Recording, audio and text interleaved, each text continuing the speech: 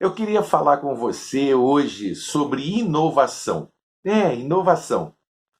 É, inovação é um princípio bíblico muito interessante. Por quê? Porque é, você já reparou que nós temos sete notas musicais? Dó, ré, mi, fá, sol, lá, si.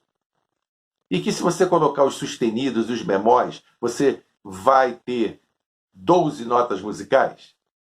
Pois é, com 12 notas musicais, quantas músicas foram escritas desde que o homem conheceu a música? Porque as notas musicais foram criadas por Deus e foram entregues a nós, pelo Senhor. E aí, quantas composições lindas, bonitas, com 12 notas musicais são feitas todos os dias? Milhões, eu posso dizer, pelo mundo todo. Que Deus é esse? Que com 12 notas faz com que nós venhamos a criar tantas músicas. Que Deus criativo. Outra situação, arquitetura, engenharia, com uma curva, com uma reta e um ângulo, quantos prédios fenomenais são construídos pelo mundo? Uma reta, uma curva e um ângulo. Só isso. Quanta coisa bonita é criada pelo homem. E quem deu a reta, a curva e o ângulo para nós? Foi Deus. Foi Jesus. Então, o nosso Jesus é um Deus altamente criativo. Agora, preste atenção. Esse é um princípio bíblico. Existem N situações bíblicas que comprovam isso. Eu vou te dar uma que está aqui em Marcos, em João, no capítulo 6, versículo 5 ao 15. Você vai ver Jesus multiplicando pães. E chega a ser hilário, né? Por quê, pastor? Porque Jesus vira para aqueles discípulos, vê a situação daquela multidão toda, diz a palavra de Deus que eram 5.000 homens, mas os estudiosos acrescentam aí mais as mulheres e crianças, cerca de 20.000 pessoas. Já imaginou isso? E aí Jesus vira para eles e diz: dai-lhe vós de comer. E aí eles ficam atônitos, eles ficam perplexos, porque eles devem ter virado a cabeça, olhado para um lado para o outro. Como? Né?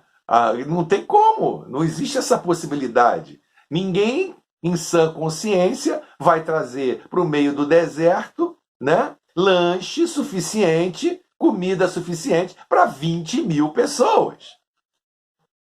E aí Jesus diz: vai pelo meio do povo e consiga. Vá lá, vai conseguir. E aí você pergunta a um, pergunta a outro, pergunta a um, pergunta a outro, e ninguém trouxe lanche para alimentar, comida para alimentar 20.000 pessoas. Mas aí eles encontram um menino que tem 5 pães e 2 peixinhos. E creio eu que ali naquele momento foi uma grande descoberta. E eles pegam aquilo e dizem: menino, me dá isso aqui, porque eu quero ver agora Jesus fazer, né, com que toda essa multidão, 20.000 pessoas, se alimente. E acredito eu que o objetivo deles, quando eles chegam perto de Jesus e mostram o que eles conseguiram, o objetivo era: você está vendo? Vê aqui, é isso que nós conseguimos. Você mandou procurar aqui, é isso que nós temos, só isso. E a expectativa deles, creio eu, era que Jesus olhasse aquele tão pouquinho e dissesse: realmente, eu vou desistir do meu plano, está frustrado, não tem como nós alimentarmos essa multidão toda com tão pouco. Então vamos embora, né? Não tem jeito. Só que Jesus pega de forma espetacular aquele tão pouquinho e diz: ótimo, ótimo, coloque o povo sentado e vamos alimentá-los. É que Jesus já tinha até um plano em cima daquilo. Então, a gente muitas vezes fica pedindo a Deus: Senhor, me dá mais, me dá mais, me dá mais, quando Ele quer que nós apliquemos nas nossas vidas o princípio bíblico, que é a criatividade. que é a inovação. Temos que inovar. Então, eu quero te explicar melhor isso. Eles chegaram ali, né, diante de Jesus e tiveram uma grande lição, que eles viram que o nosso Deus, o nosso Jesus Cristo, não precisa de muito para fazer muito. Ele com pouco, ele faz muito, porque ele alimentou toda aquela multidão, ainda sobraram 12 cestos. Uma aula para nós de confiança no Senhor. Ele inovou, ele fez alguma coisa totalmente diferente. Agora, pastor, como é que eu vou fazer diferente? O senhor está de brincadeira comigo. Porque como é que eu vou multiplicar pães e peixes? Deixa eu falar uma coisa para você. Se você prestar muita atenção a esta passagem bíblica, você vai ver que Jesus pegou os pães e os peixes naquela mesma quantidade e entregou aos discípulos para os discípulos entregarem àquela multidão.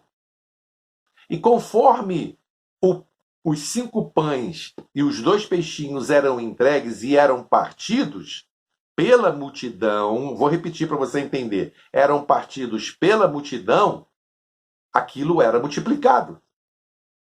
Não saiu multiplicado da mão de Jesus. Jesus não disse assim, que se encham agora cestos. Não. Conforme eles partiam, o milagre acontecia. Isso significa que o milagre está na tua mão. Que se você acreditar naquilo que Jesus diz, as coisas acontecem. É verdade. Você precisa acreditar naquilo que Jesus diz. No partir do pão era multiplicado. Cortava um, aparecia 2. O outro que recebia, cortava um, aparecia 4. O outro recebia, cortava o pão, aparecia 8, e assim sucessivamente. E todos foram alimentados. Então não é com muito que eu vou ter muito. Com o que eu tenho, no caso deles, os 5 pães e 2 peixinhos, 20.000 pessoas foram alimentadas. Eu preciso acreditar no que Jesus diz e fazer aquilo que está escrito. Confiar. Entregar o meu caminho ao Senhor, confiar nele, e o mais ele vai fazer. Deus pode mentir? Você tem certeza que não, né?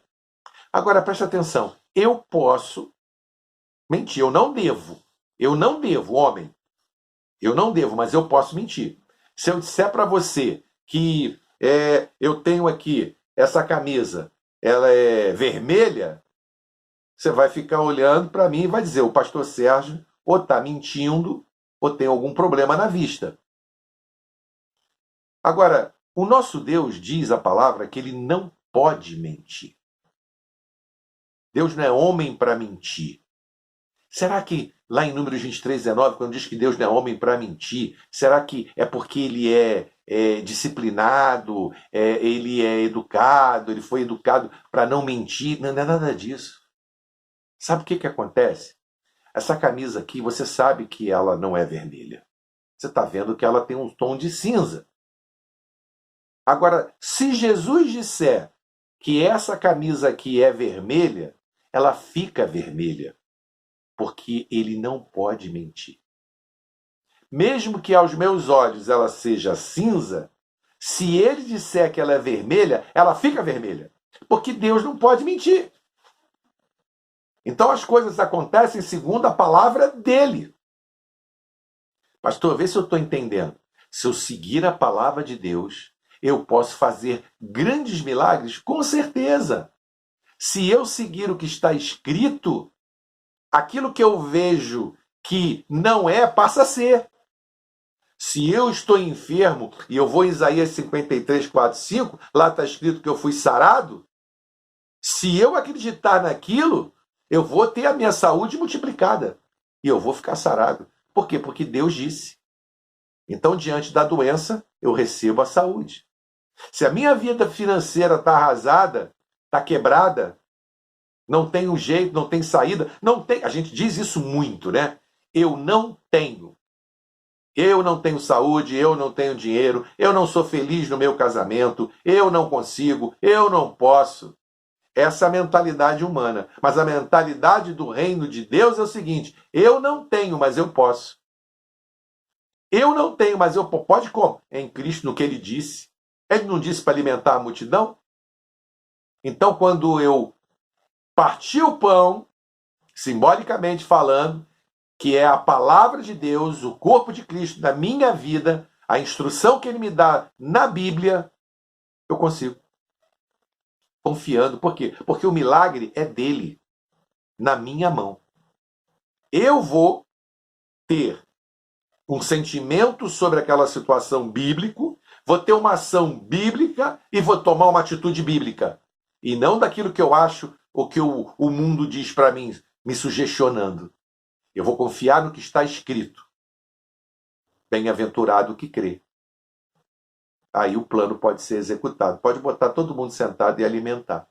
Mas eu tenho que acreditar. Eu não posso confiar no meu raciocínio, naquilo que eu estou vendo. Porque Deus não pode mentir. Se ele disser que você é próspero, está sarado, você está. Basta você acreditar. Aqueles discípulos foram, acharam tão pouquinho, do pouquinho, o nosso Deus fez muito. E você, que é filho desse Deus, está recebendo essa instrução para que você possa ter uma vida plena em cima daquilo que Jesus nos orienta. Se ele disse, é. Se está escrito, eu creio. É assim que nós temos que viver e agir. Pela palavra de Deus. Eu vou inovar em Deus. Eu não tenho, mas eu posso. Diz isso para você. Eu não tenho, mas eu posso. Em quem? Em Cristo Jesus. Alguma coisa vai acontecer de boa na minha vida, porque eu estou seguindo o que ele disse, mesmo que aos meus olhos sejam impossíveis de acontecer. Mas se ele disse, é, porque o meu Deus não pode mentir. Se ele disser que essa camisa é vermelha, ela passa a ser vermelha, mesmo eu vendo cinza. Por quê? Porque a ele foi dado todo o poder dos céus e da terra. Então Deus não pode mentir. Quando você abrir a Bíblia e ler alguma coisa que Deus está dizendo sobre a tua vida, pode ter certeza que aquilo que você está vendo em você não é o que Deus está dizendo, não é o que Deus está vendo. O que vai acontecer, pastor? Não é aquilo que você vê ou que você sente, é aquilo que Deus vê, que Deus sente. E se você acreditar nisso, as coisas se multiplicam, a sua saúde brota, a sua prosperidade vem, seu casamento passa a ser uma bênção, seus filhos passam a ser uma bênção. Só depende de você acreditar. Ele disse, vá procurar. Vá procurar. A Bíblia não é uma joalheria, a Bíblia é uma mina de ouro. Na joalheria você escolhe o que está ali. A mina de ouro você tem que fazer, você tem que meter a mão, você tem que achar os tesouros escondidos. Tem muito ouro na palavra de Deus, muito diamante, muitas pedras preciosas. A Bíblia é rica, mas eu tenho que pegar a palavra de Deus e aplicar na minha vida. Lembre-se, a Bíblia é uma mina, onde você pode explorá-la, né? Você pode pesquisá-la, porque está cheia de grandes tesouros escondidos para nós. Faça isso. Busque mais a Deus. Eu quero desafiar você a orar mais, buscar mais, ler mais a Bíblia, se consagrar mais, para que você possa ser sensível à voz de Deus. Faça isso e você vai ser muito feliz. Olha, eu queria convidar você para participar dos nossos cultos. Nós estamos ali na Avenida Governador Roberto Silveira, 1560, Jardim Ouro Preto. É fácil. Você, indo para Conselheiro Paulino, fica ali um pouquinho antes da padaria Ouro Preto. É bem pertinho, tem estacionamento pelos fundos. Você entra uma rua antes, pelos fundos você tem um grande estacionamento. Ali você vai ter todo o nosso carinho, nosso apoio. Né? Nós estamos esperando você ali de braços abertos. Olha, que Deus te abençoe ricamente e que você seja feliz com Cristo Jesus. Deus te abençoe e até a próxima.